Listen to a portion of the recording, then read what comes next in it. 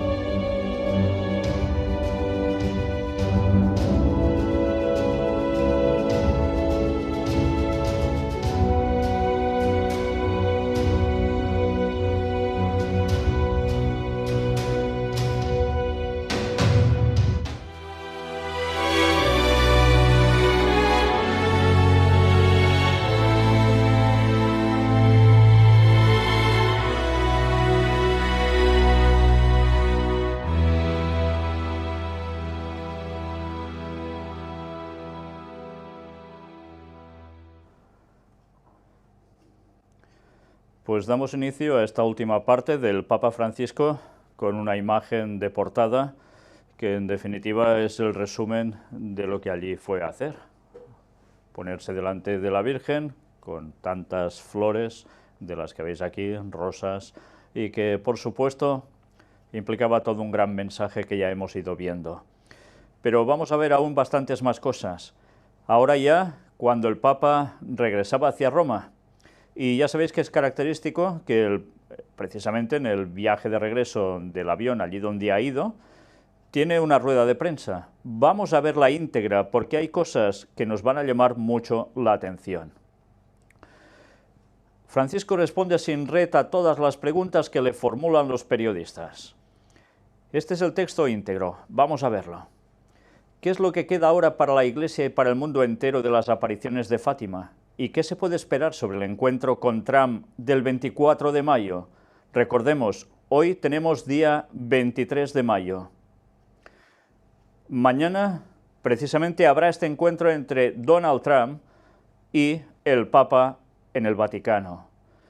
Y Donald Trump proviene ¿de dónde? De Israel. Y ha hecho cosas interesantes que veremos en las noticias de actualidad en relación con la profecía bíblica. Pero, ¿por qué toda esa gira? Ya lo veremos. Pero atención a lo que ahora le preguntan. Y sobre todo, recordemos, hoy mismo, nos hemos levantado todos con una noticia que aconteció ayer por la noche. Y era precisamente ese ataque, otra vez dicen suicida, ahora parece ser que no era suicida, según dicen algunos, en Manchester, en Gran Bretaña, y día 22, precisamente, hacía un mes del anterior atentado. Otra vez esa casualidad de poner en 22 un atentado. Ya sabéis, o son 11 o son 22, qué curiosa costumbre. Será que no hemos hablado veces ya de esto. Pues bien, vamos ahora a lo que le formulan como pregunta y veremos qué responde él. Fátima es un mensaje de paz llevado a la humanidad por tres grandes comunicadores que tenían menos de 13 años.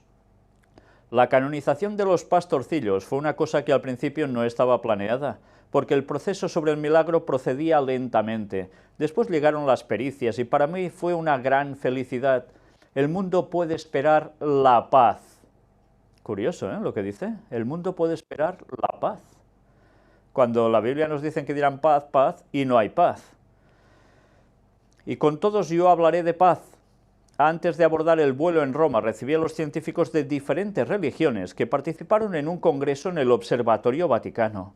Un ateo, sin decirme de qué país venía, me saludó así: yo soy ateo, le pido un favor, dígale a los cristianos que amen más a los musulmanes. Este es un mensaje de paz. Bueno, ya veis qué va introduciendo aquí. Unos y otros, todos van a ir juntos por el mismo rasero, y el Papa, en tema científico, también está acoplando allí hasta los mismísimos ateos. Y, cómo no, esa situación entre mundo islámico y mundo cristiano, entre comillas, con esas tensiones, esas guerras y demás, pues la gente busca esa paz, la necesita.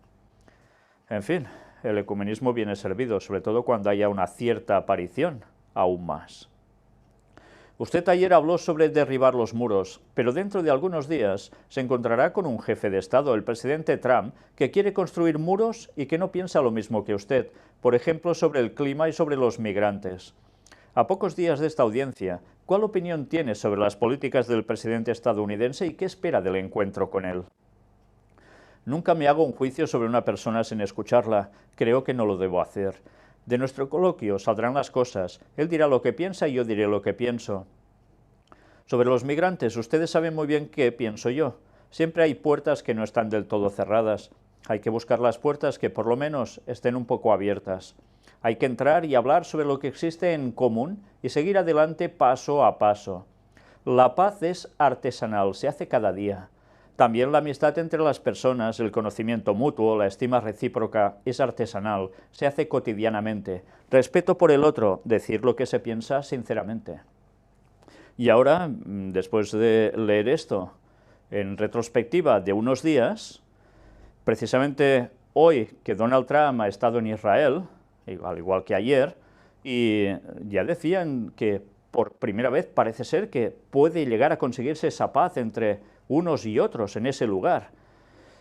¿Será así? Ahora Trump está apareciendo también como alguien que pone la paz, mientras, eso sí, vende millones y millones de dólares en armamento a Arabia Saudita, Qatar y demás. Ya lo veremos en las noticias. ¿Espera que después del encuentro el presidente Trump suavice sus políticas? Este es un cálculo político que no me permito hacer, y saben que a nivel religioso no hago proselitismo. Suena chiste, ¿eh? Usted en Fátima se presentó como obispo vestido de blanco, con las mismas palabras que usó Sor Lucía en el Tercer Secreto. Hasta ahora se aplicaban a Juan Pablo II, al atentado que sufrió, a los mártires del siglo XX. ¿Qué significa ahora? La oración a la Virgen que contenía esa expresión no la compuse yo, la hizo el santuario de Fátima. Hay una relación entre el obispo de blanco, la Virgen vestida de blanco, el blanco de los niños inocentes por el bautismo. Creo que literalmente trataron de expresar con el blanco ese deseo de paz, de inocencia, de no hacer la guerra al otro. El entonces cardenal Ratzinger explicó todo claramente sobre el Tercer Secreto. Ya veis cómo ahora dice aclarar lo que ya vimos en la anterior conferencia, que parece ser que iba por otros derroteros. Y aquí vemos una instantánea precisamente de cuando él era joven. El 13 de mayo es un día particular para usted, porque en 1992 el nuncio Calabresi le anunció su nombramiento como obispo auxiliar de Buenos Aires. ¿Ha relacionado alguna vez este hecho con Fátima? ¿En estos días ha pensado en ello?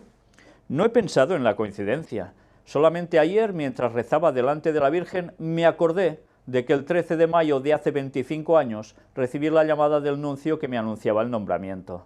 A la Virgen le pedí perdón por mis errores y también por mi mal gusto al elegir a la gente.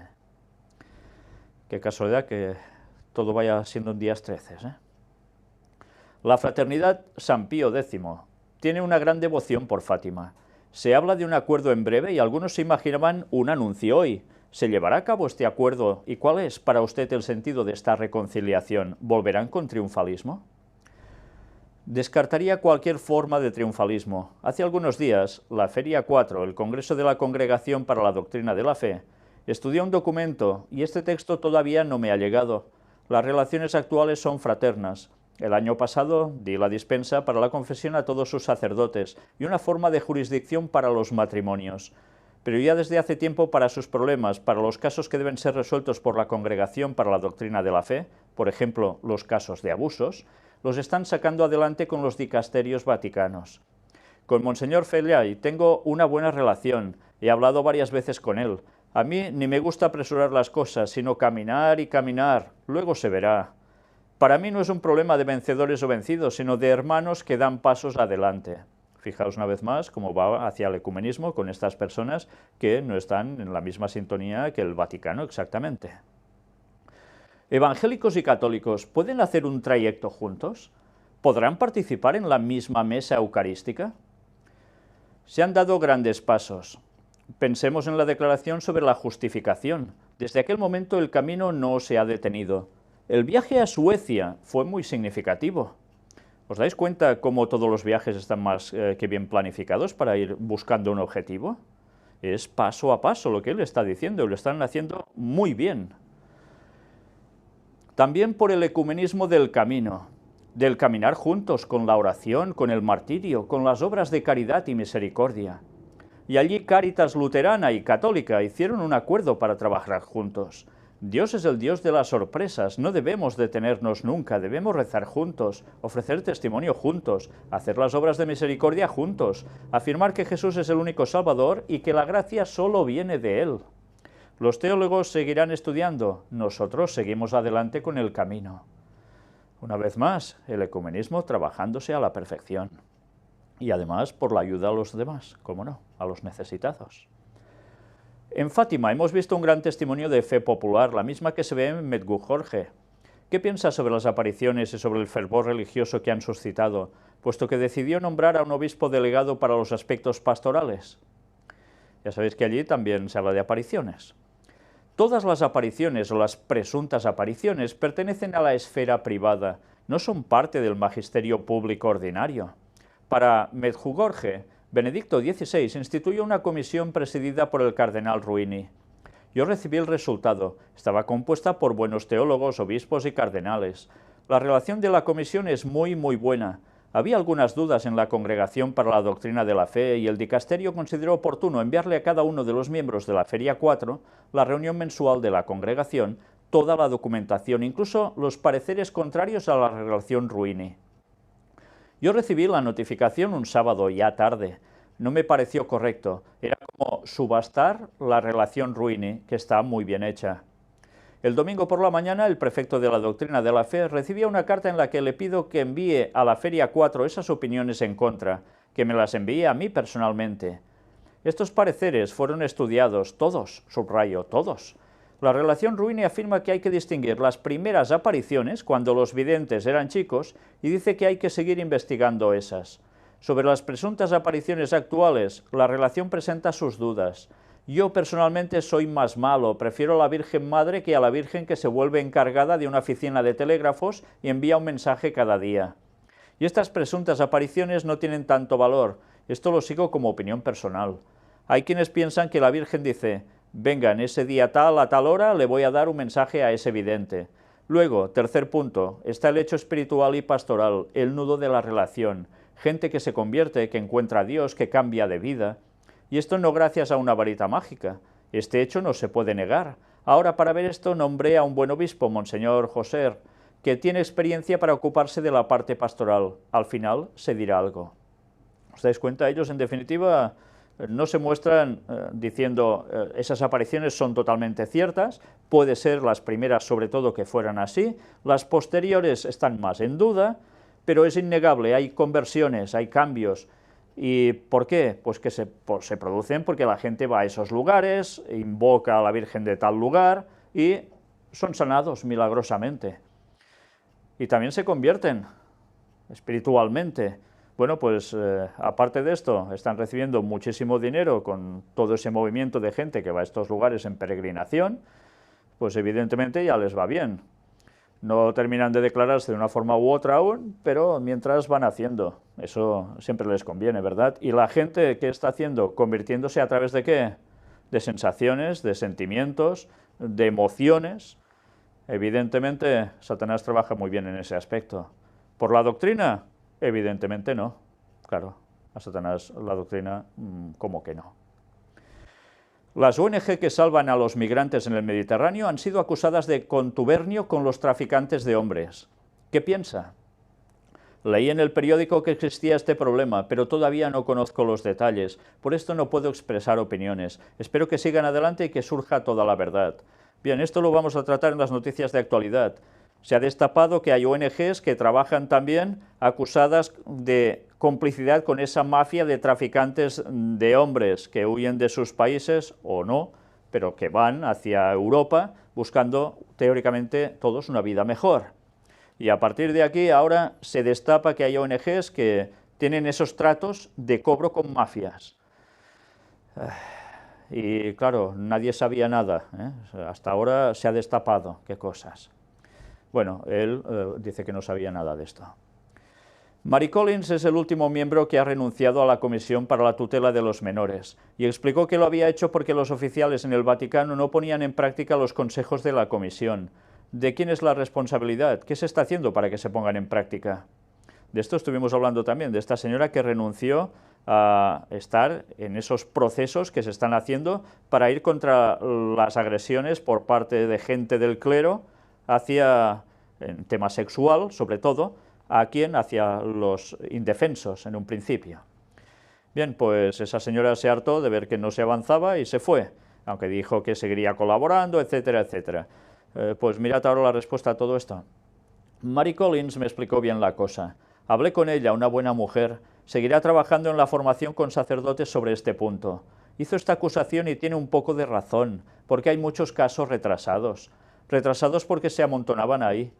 En este tiempo se tuvo que hacer la legislación. Hoy casi en todas las diócesis hay un protocolo que seguir. Los informes se hacen bien, es un progreso grande.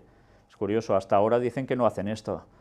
Tantísimos cientos de años haciendo las aberraciones que han hecho y siguen haciendo, y ahora teóricamente todo esto lo están controlando, pero claro, tienen tantos casos acumulados que van despacio, les falta gente para esto. Veremos más noticias asociadas a esto y también en las noticias de actualidad, porque veréis si realmente esto está funcionando o es otra camama para tener entretenidos al personal, ¿eh? Y desde luego es realmente indignante. Pero en fin, aún hay tantos católicos que se siguen tragando todo esto, como si nada. Qué lástima. Hay poca gente, se necesita más personal capaz de seguir esto. El secretario de Estado y el cardenal Müller están buscando personal. Se cambió el director de la oficina disciplinaria de la Congregación para la Doctrina de la Fe, que era muy bueno, pero estaba un poco cansado y volvió a su patria para hacer el mismo trabajo. El nuevo es un irlandés, Monseñor Kennedy, muy bueno y eficiente, y esto ayudará bastante. Y luego hay un problema. A veces los obispos envían los casos, si el protocolo está bien, pasa inmediatamente a la reunión de la Feria 4, de lo contrario debe volver atrás y por esto se piensa en ayudas continentales, 1 o 2 por continentes, pretribunales o tribunales continentales. Cuando la Feria 4 reducía a un sacerdote al estado laico, si él apelaba, el caso era estudiado por la misma Feria 4. Creé otro tribunal y puse a la cabeza a una persona indiscutible, el arzobispo de Malta, Scicluna, entre los más fuertes contra los abusos. Si se aprueba la primera sentencia, se acabó el caso. El sacerdote solo tiene la posibilidad de apelar al Papa para pedir la gracia. Nunca he firmado una sola gracia. Mary Collins tiene razón, pero nosotros estábamos en la calle, hay 2000 casos amontonados esperando. 2000 casos. Y estos son los denunciados, ¿eh? Y todos los otros. En el católico Portugal se instituye el matrimonio entre personas del mismo sexo y la despenalización del aborto, así como la eutanasia. Esto le preguntan. Es un problema político y de la conciencia católica que a veces no es de pertenencia total a la Iglesia. Detrás de esto está la falta de una catequesis bien hecha. Hay zonas, en Italia y en América Latina, por ejemplo, en las que son muy católicos y al mismo tiempo anticlericales y comecuras. Me preocupa, pero le digo a los sacerdotes que es el clericalismo lo que aleja a la gente. El clericalismo es una peste en la Iglesia. Mirad por dónde sale ante esta pregunta. Y lo curioso es que está hablando de un país donde el presidente es precisamente un católico fiel servidor del Papa, entre otras cosas.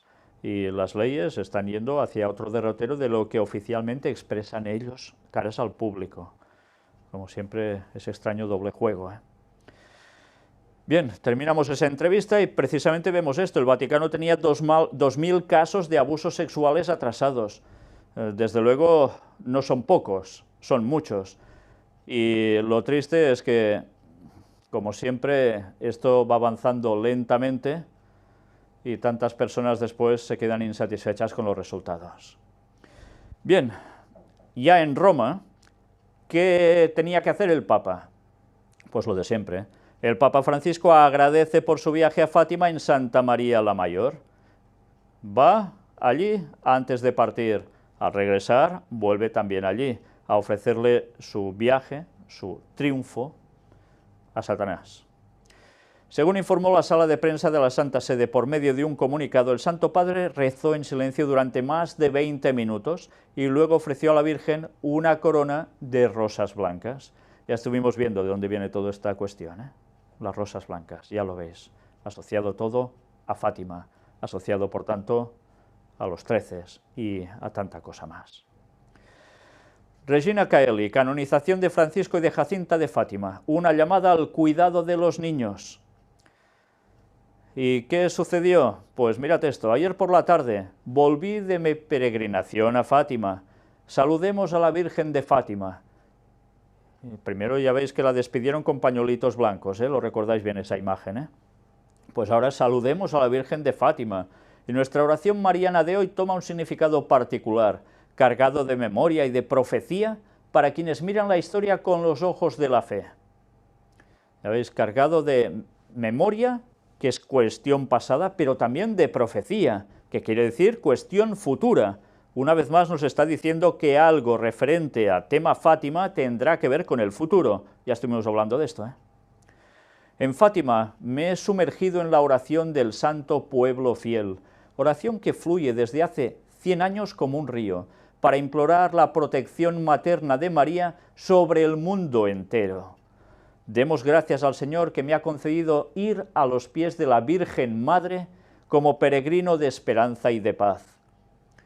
La Virgen Madre, es curioso, ¿eh? Lo mismo que le decían a Semiramis. Y doy gracias de todo corazón a los obispos, al obispo de Leiria Fátima, a las autoridades del Estado, al presidente de la República y a todos aquellos que han ofrecido su colaboración. Y así todo el mundo a los pies de la Virgen. También he querido proponer a toda la Iglesia de tomar como cargo el cuidado de los niños. Su santidad no es consecuencia de las apariciones, sino de la fidelidad y del ardor con los cuales han respondido al privilegio de poder ver a la Virgen María.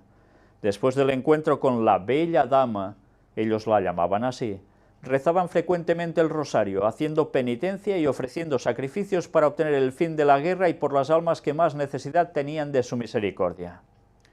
Ofrecían sacrificios para esto. Qué cosas, ¿no? En nuestros días también hay tanta necesidad de oración y de penitencia para implorar la gracia de la conversión, para implorar el fin de tantas guerras por todo el mundo que se extienden cada vez más, lo mismo que el fin de tantos conflictos absurdos, grandes y familiares, pequeños, que desfiguran el rostro de la humanidad.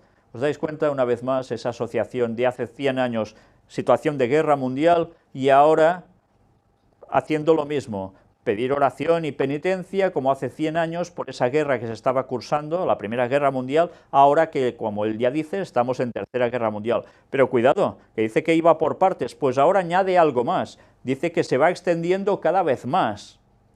Atención, porque está diciendo el cumplimiento de Daniel 11, versículos finales, que tantas veces hemos dicho y que aún hay tanta gente, y por desgracia tantos adventistas que siguen desechando. En sus propias palabras se denota que la interpretación profética que dijimos es totalmente correcta, tal como tenían los pioneros adventistas, que por desgracia ahora han desvirtuado los nuevos que van subiendo a dirigir las situaciones en plan teológico, y que el pobre pueblo que no sabe nada de esto porque se han ido incorporando, se quedan sin luz respecto a los tiempos actuales y sin saber que esto señala que Cristo vuelve muy, pero que muy pronto. Dejémonos guiar por la luz que viene de Fátima, que el corazón inmaculado de María sea siempre nuestro refugio, nuestro consuelo y el camino que nos conduce a Cristo. ¿Así? ¿Desde cuándo necesitamos todo eso para ir a Cristo? Increíble. Bueno, pues como en la Biblia eso no aparece ni nos lo pueden demostrar, una vez más Esto es una mentira. Así de claro. Bíblicamente esto es mentira. Que sea tradición de la Iglesia y que se incorporó posteriormente, muy bien, pero esto no es bíblico, es antibíblico por excelencia. Una vez más, a ver si despertamos, que ya va tocando. Que lo que nos estamos jugando es la salvación y no podemos perder el tiempo con cosas falsas. Noticias complementarias a todo esto. Atención, porque esto no es de ahora, tiene años. Murió Sor Lucía, la última testigo de las apariciones de Fátima. Y mirad qué curioso, porque este artículo estaba escrito el 13 de febrero de 2005. Y decía así: Sor Lucía, la última superviviente de los 3 pastorcitos a quienes la Virgen María se les apareció en Fátima, Portugal, falleció hoy a los 97 años de edad. Su tránsito a la casa del padre ocurrió un día 13, como el que en mayo de 1917 marcó su histórico encuentro con la Madre. ¿Qué os parece? Mira por dónde, otra casualidad. Va y se muere un día 13. Bueno, claro, es que está todo lleno de casualidades. Pues quizás la gente ya debería empezar a pensar cómo hay esa extraña correlación entre el 13, el Vaticano y sobre todo asociado a la Virgen María. Ya estuvimos hablando de esto con el tema de la verdadera historia de los jesuitas y que muchos se enfadaban por decir estas verdades, pero es que aún hay personas que ni viendo quieren creer y aceptar el porqué de todo ello. Cuando el 13 ya sabemos qué significa, era un número divino. Las 12 tribus más Jehová o Yahvé, los 12 discípulos más Jesús. El 13 era un número totalmente divino. ¿Y qué hizo Satanás? A aplicárselo a él. Como siempre, no inventa nada. Lo coge y se lo queda para él, desviando de la realidad. ¿Y a qué lo aplicó? Pues a la Virgen. Porque la Virgen, ¿a qué va asociado esas apariciones? Evidentemente no a Dios, sino ¿a qué? A tema satánico. Y aún hay personas que no quieren darse cuenta ni con esto. Bueno, pues mirad esta otra cuestión. Hace 36 años, San Juan Pablo II salvó de morir gracias a la Virgen de Fátima. Sí, se salvó de morir, dice él, o dijo él, gracias a la Virgen de Fátima. Este artículo estaba escrito precisamente este 13 de mayo de este año. Dice: un día como hoy, hace 36 años, San Juan Pablo II se salvó de morir en el día en que la Iglesia celebra a la Virgen de Fátima. Cuando el Santo Padre recorría la plaza de San Pedro a bordo del papamóvil saludando a los peregrinos, fue herido gravemente de bala por los disparos del turco Ali Akka. Esto los más jóvenes evidentemente no lo recordarán, pero mirad, una vez más, qué casualidad, era un día 13. Y mirad qué llegan a contar respecto a todo esto. Le pegaron 4 tiros. Las balas lo alcanzaron, 2 de ellas se alojaron en su intestino, otra impactó en su brazo derecho y la 4ª bala en la mano izquierda. Mirad qué va diciendo aquí. Durante su etapa de convalecencia, San Juan Pablo II estudió al detalle los informes de las apariciones de Fátima y al año del atentado viajó por primera vez a Fátima, en Portugal, para agradecer a la Virgen su intervención para la salvación de mi vida y el restablecimiento de mi salud. En diciembre de 1983, el santo visitó y perdonó en la cárcel a Akka, quien expresó: ¿por qué no murió? Yo sé que apunté el arma como debía y sé que la bala era devastadora y mortal. ¿Por qué entonces no murió? ¿Por qué todos hablan de Fátima? En 1984 el Papa Wojtyła formalizó su devoción y agradecimiento a la Virgen donando al santuario de Fátima la bala que le extrajeron y que fue engarzada en la aureola de la corona de la imagen, como ya dijimos en estas conferencias. La faja blanca que el pontífice llevaba el día del atentado fue donada al santuario mariano polaco de Jasnagora, cuya Virgen es venerada desde hace siglos por sus compatriotas como símbolo de la unidad nacional. En 2001 la justicia italiana extraditó a Turquía a Ali Akka, después que San Juan Pablo II intercediera por él ante el presidente de Italia. Akka había pasado 20 años en una cárcel del país. Y ahora vamos a ver un vídeo donde nos muestran esas imágenes y nos explican un poco toda esta cuestión. Pues bien, ya habéis visto, sobre todo los más jóvenes que desconocíais quizás esto, no habéis visto nunca imágenes de este tipo y esta historia, pues vale la pena que tengáis esa historia precisamente presente para ver esas extrañas casualidades que hicieron un panorama de cambio radical en el mundo, porque esto fue una noticia que corrió y todos los telediarios por todas partes y que suscitó después muchas más cosas. Pero ya veis, todo siempre en ese famoso día 13. Fátima, peregrinación al Carmelo de Sor Lucía.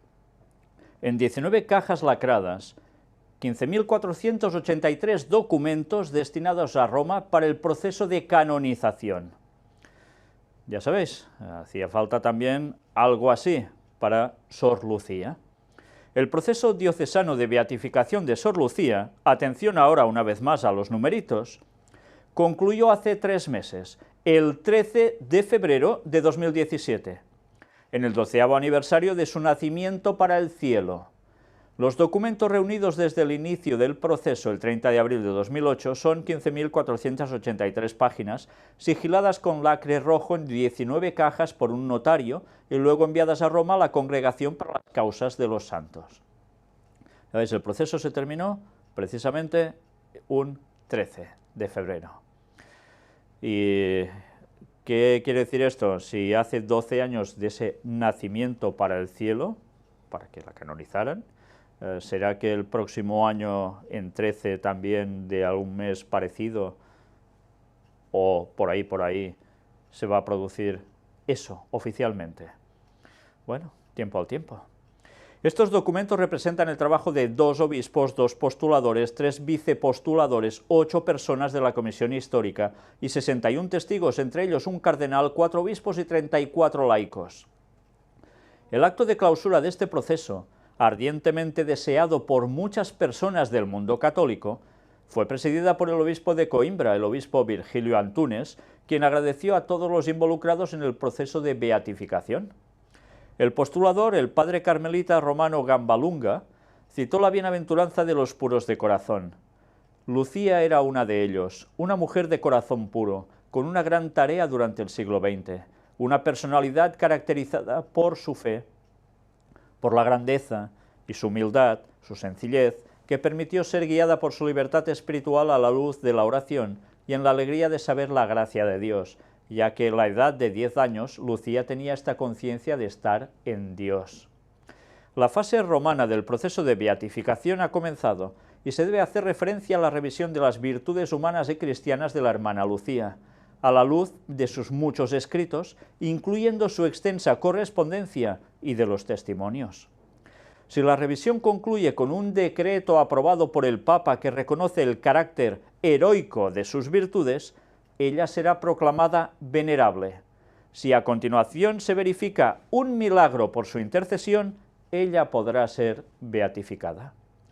Con la apertura de la fase romana, la Iglesia permite la distribución de las primeras reliquias llamadas de segundo grado, del tejido utilizado por Sor Lucía para devoción personal, pero sin veneración pública.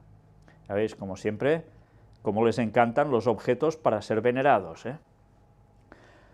Un memorial se estableció cerca de Carmelo, con algunos objetos personales utilizados por Sor Lucía.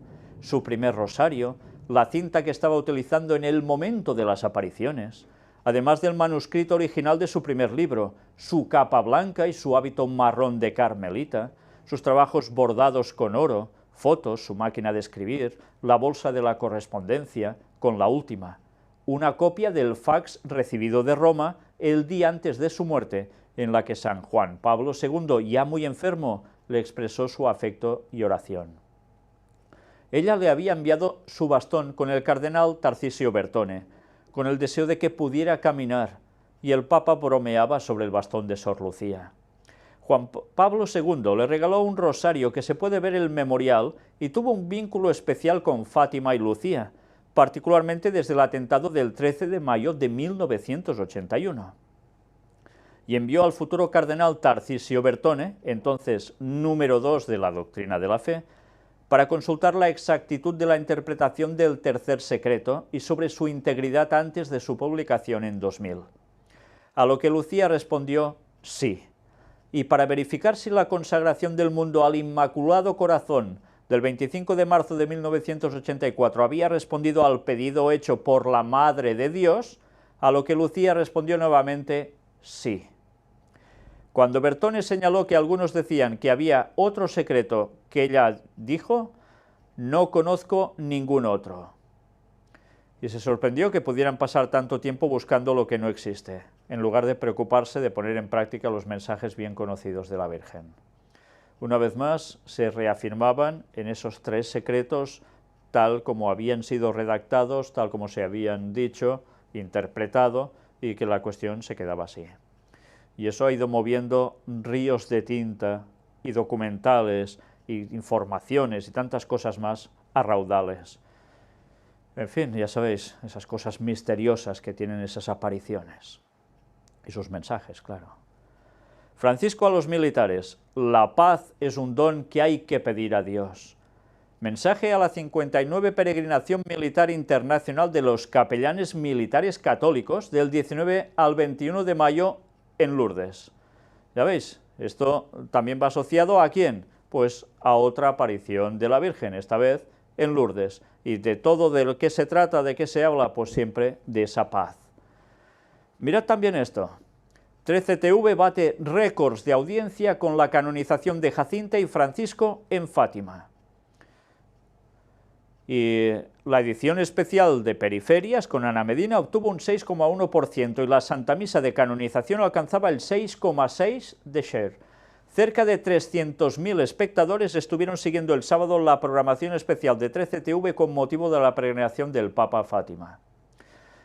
¿Cuánta gente, sin saber la verdad, está siendo arrastrada a todos los conocimientos de esos misterios de Babilonia y creen tan inocentemente que eso viene todo de parte divina? Una lástima. Si toda esta gente supiera la verdad, ¿cuántos de ellos reaccionarían y dirían: ¿qué hacemos aquí? ¿Qué estamos creyendo? Por desgracia, yo diría que muchos de ellos no tienen ni idea. Claro que la culpa es nuestra por no decir las cosas suficientemente, ampliamente, para que todo el mundo se entere y se haya enterado ya.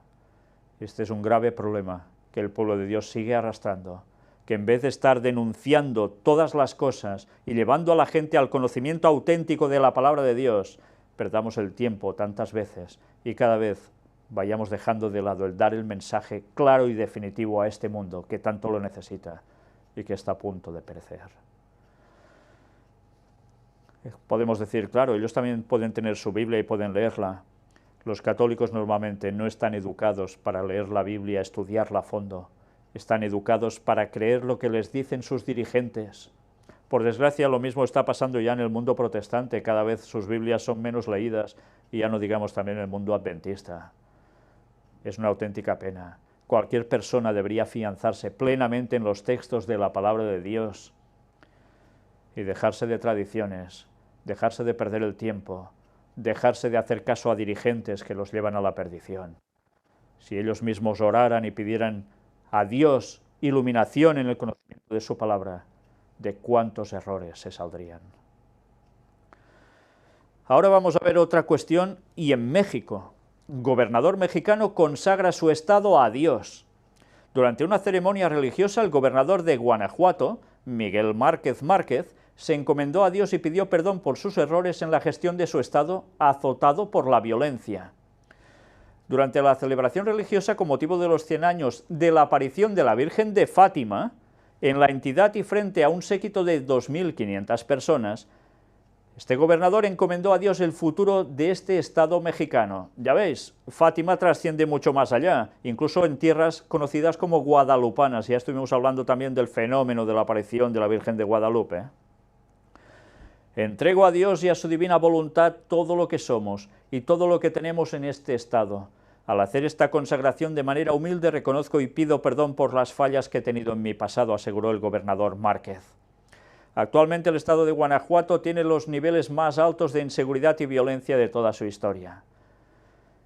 Y en fin, aquí se van dando datos de cómo está el panorama en ese lugar. Vamos a ver el vídeo porque ha sido muy criticado. ¿Cómo un político puede estar haciendo esto cuando teóricamente Iglesia y cuestión política deberían ir al margen?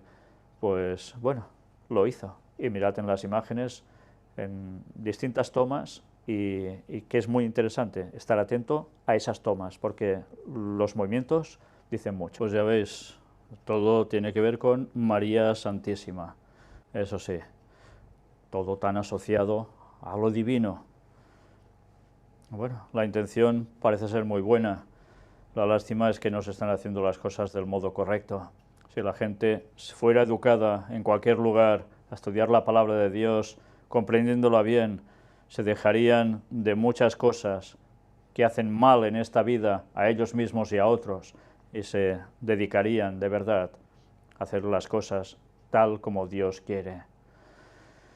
Pero ya sabéis, todo ha ido cambiando.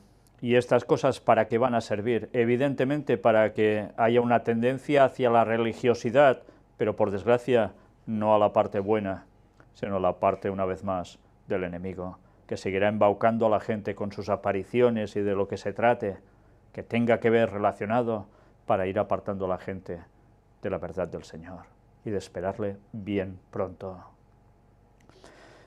Concluyendo ya, unas fotos diversas. Si os habéis fijado, la imagen que tengo a mi espalda es de una señora en penitencia.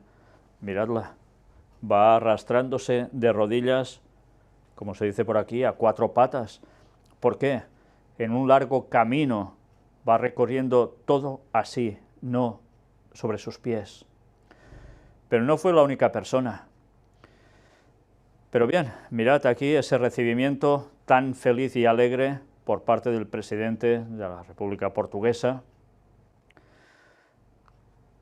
Y esto es una de esas imágenes que se repetía continuamente, ya lo veis, gente de rodillas, descalzos, arrastrándose, algunos como podían, otros apoyados en otras personas, sufriendo, pasándolo mal, haciendo penitencia, porque eso es lo que les enseña la Iglesia Católica, como si ganarse el favor divino tuviese que pasar por martirizarse. Qué desgracia de enseñanzas que han llevado a tantas gentes durante tantos siglos a lo que no toca. Incluso ya veis, con muñequitos en la mano. Muñequitos que evidentemente ya sabéis a qué se refieren. Y los rosarios, por supuesto. Por un lado esta señora, por el otro, ya veis, qué otra imagen, la de atrás. Aquí igual. Más de lo mismo, ya veis cómo, hasta qué niveles. Gente con muy buena intención, y que ojalá pasasen por lo mismo que Lutero, por haber estudiado la palabra de Dios y de repente el Espíritu Santo poderles iluminar y diciendo, ¿qué haces? Esto no toca, Cristo te ha salvado, solo tienes que aceptar eso y tienes que intentar guardar los mandamientos con su ayuda, pero ya no hagas esto, no toca, esto es cuestión satánica, no lo he mandado yo, eso nos diría el Señor seguro, pero por desgracia, tanta gente aún no lo sabe y cree que haciendo cosas así van a conseguir el favor divino, como si Dios fuese tan cruel para pedir esto de cada uno de nosotros para poder ser salvos. ¿No pagó bastante su Hijo muriendo en la cruz por nosotros? ¿Aún hace falta esto? Mirad aún más instantáneas, con caras de pasarlo mal, algunos de ellos, por supuesto. Eso sí, todo para ir a venerar un trozo de yeso y poniéndole florecillas y miles de personas a su alrededor, invocando a Semiramis sin saberlo, invocando al mismo Satanás que se hace pasar por cuestiones que tienen tanto que ver con las cosas de Dios, y el Papa con la rosa de oro entregándole todo a ella, a Satanás mismo, y la gente sin saberlo, con imágenes, con esas sensaciones, con esos sentimientos que desprenden su mirada incluso hacia la Virgen, la bella señora. Y como siempre no podían faltar también esas instantáneas de esos niños en acto cariñoso con el Papa y el Papa hacia ellos, cuando la Iglesia Católica sigue aún pasando por lo mismo en tanta cuestión con niños. Siempre, cada semana, más de lo mismo, y en cambio, tanta gente sigue aún como si nada. Y esa imagen que comentábamos, ¿sabéis? Una persona, le agradezco mucho porque me pasó una imagen que se parece muchísimo, prácticamente igual a esto, en un vídeo que estuvo circulando por internet, hecho de dibujos animados, que hacía referencia al sistema del nuevo orden mundial y que aparecía también entre una multitud y un caos, un ser que ascendía así igual como aparece aquí. ¿Tendría que ver con este Mesías que se está esperando y que en verdad no es precisamente Jesús, sino Satanás haciéndose pasar por Jesús en ese nuevo orden mundial? Ahí queda esto. Pero qué curioso que esté fuera de la cruz como ascendiendo, en cambio con esa misma posición. Y una vez más también esto, recordemos, el sol, el emblema del sol, como siempre, ese culto pagano disfrazado de cristianismo bajo que Cristo es el sol de justicia y con eso se cubre todo, cuando en verdad todo este proceder de este Señor que veis en imagen, al igual que el resto de papas de la historia, ha tenido que ver con esos misterios de Babilonia, donde todas estas cuestiones ya estaban en plena vigencia. Y como siempre, todo a los pies de Satanás. Y unos niños utilizados para conseguir que tantas personas, en vez de ir a Dios, vayan al otro lado. Que el Señor nos ayude a seguir diciendo las cosas, las verdades tal como son, mostrando con la palabra de Dios la auténtica realidad, para que el mundo salga del gran engaño que le está preparando Satanás en breve. Esa aparición simulando ser de él mismo el propio Jesús. Pero antes va a haber otras apariciones espectaculares, mientras habrá ecumenismo, todo propiciado y trabajado por ellos durante siglos, y tanta gente cayendo en la trampa. La gente ya va siendo hora que conozca la verdad, que guarde los mandamientos de Dios, incluido el sábado, que se deje de idolatrías, tal como relata el segundo mandamiento del Decálogo, y que abrace con todas sus ganas a Jesús como nuestro único Salvador, y dejándonos de falsas historias. Maranata, el Señor viene en 2031. Que Dios os bendiga.